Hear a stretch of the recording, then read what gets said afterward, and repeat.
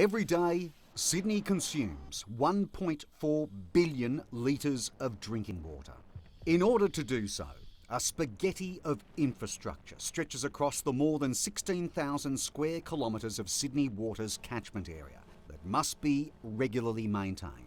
With more than 21,000 kilometres of water pipes, 251 reservoirs, 164 pumping houses and more than 440 kilometres of stormwater channels, maintaining Sydney's water supply is a labour-intensive task that requires tens of thousands of man-hours each week.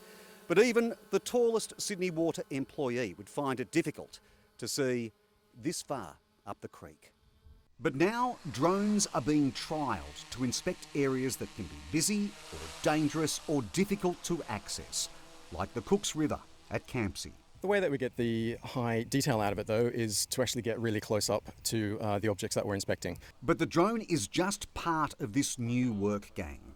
The analysis of the captured images diagnosed by software now being used in the mining industry. We take the raw images that Andrew and his team have captured and then we convert them into high-strength industrial tools that Sydney Water can use for inspection and analysis purposes. You can almost identify what type of weed that is in the crack. Absolutely.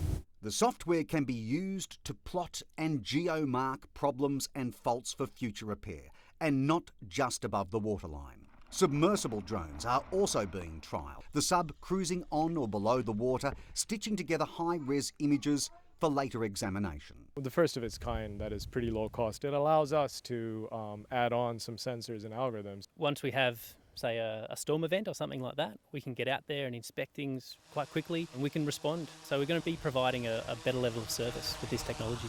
Mike Dalton, 9 News.